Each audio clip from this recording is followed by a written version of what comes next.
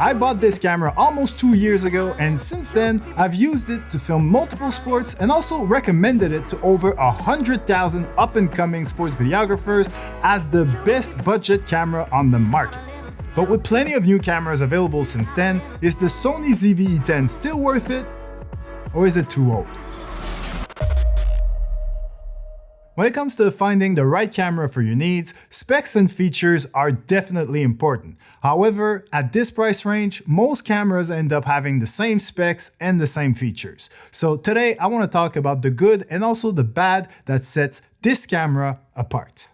Let's start with the pros, the first one being the price. The ZV-E10 is still the cheapest budget camera on the market at $598 US, which is actually $100 cheaper than what it was when I made my first video about it. Just to be clear, in my opinion, a budget camera for sports videography is any camera under $1,000 that's also good enough to meet certain expectations regarding image quality, autofocus, frame rates, and a few other features that are very helpful specifically to sports videographers. So yes, you can definitely find cameras that are less than $600, but my advice until now has always been that, for example, if you're planning on buying a $400 camera, personally, I would wait, save my money, and buy a ZV-E10 instead. And also, there is now a Canon equivalent to the Sony ZV-E10 at the exact same price with roughly the same specs. But I will save this conversation for a little bit later in the video. For now, I want to talk about the next thing that I really like about the ZV-E10, which is the E-mount right here that not only allows you to attach any Sony lens that exists on the planet, but you also have access to much cheaper versions of the same lenses made by brands like Samyang, Sigma, and Tamron, just to name a few. Canon, on the other hand, who now use an RF mount, have a lot less RF lenses to choose from. And so far, they still have monopoly on RF lenses, so there are no cheaper alternatives available. The next thing on my pro list for this camera is its 4K image quality. Mainly because it's downsampled from 6K, so basically you get 6K quality in 4K size. Unfortunately, you can't film at 60 or 120 frames per second in 4K, but you can still use those higher frame rates in 1080p, which is pretty standard for a camera in that price range. Otherwise, the last thing I really like about the ZV-E10 is how reliable it is. Specifically, I'm talking about heat management and battery life. Because this camera's been out for a little bit over 2 years now, I think, and I've yet to hear some ridiculous overheating story. I'm not saying that, overheating is not existent, because I'm pretty sure if you're in crazy hot conditions, something will happen at some point, but for the most part, it is pretty much a non-issue. And as far as battery life is concerned, not only is it good, but you can also find some super cheap third-party batteries online. For example, you can buy a 2-battery plus charger combo for only $26.99 US. Now let's talk about the cons. The first one being active stabilization. And don't get me wrong, I'm glad that this camera does have some sort of stabilization, but unfortunately, it's not the greatest. First of all, it's electronic and not optical, which means that it's not the sensor that's being physically stabilized, it's the image that's being electronically stabilized after the fact. And the two big consequences of that are a huge crop and a very poor stabilization that includes a lot of jerky movements, especially in the background, as well as some extra blurriness, again created by those jerky movements. But a way to work around that is to either use a lens with stabilization in it, or turn the stabilization in the camera completely off, slightly crank up your shutter speed, and stabilize your footage after the fact in a free Sony software called ARTLIST Browse. I have made a video about this software already, so I'm not going to go through it again, but I will put a link to that video in the comments below.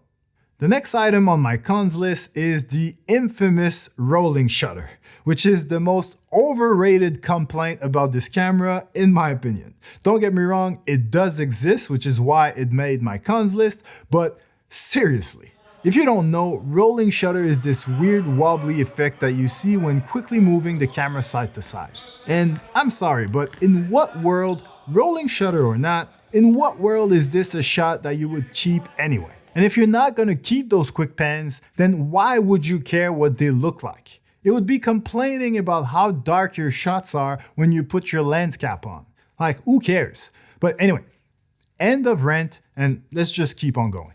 The next thing I'm not a fan of with this camera is the fact that it only films in 8-bit color, which makes it a lot harder to properly color grade your footage in post, especially if you're filming a bit underexposed in a dark gym, for example.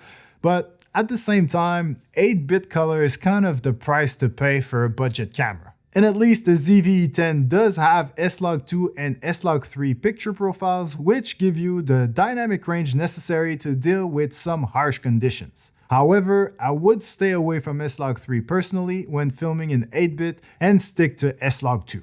And finally, the last con on my list is the menu. It is very dated, hard to go through when you want to quickly change a setting on the go, and very different from Sony's most recent cameras. But at the same time, it's not that big of a deal.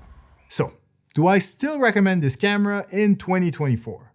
Well, before I answer this question, let me tell you about Canon's direct competition to the ZV-E10, the Canon R50.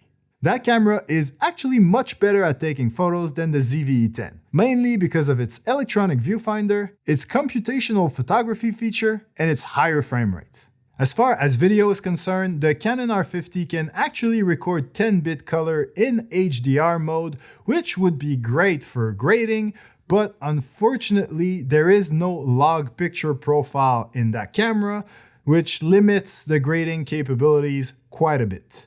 And also, it is pretty good in low light conditions, but not nearly as good as the ZV-E10. Otherwise, all the other specs and features are pretty much the same, and the price difference is literally $1.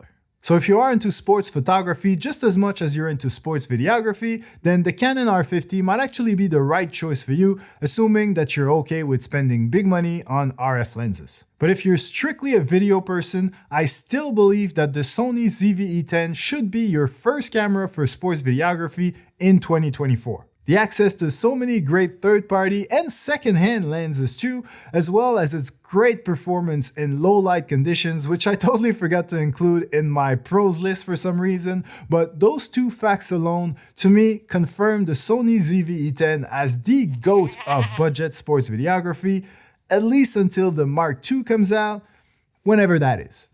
Otherwise, everything I mentioned in this video is available in my recommendations for the best sports filming kit on a budget. Both cameras are there, even the cheap batteries I mentioned earlier, as well as some cheap accessories to help you build a professional rig for your Sony ZV-E10. The link is in the description, so check it out and who knows, you might end up buying yourself something nice for Christmas.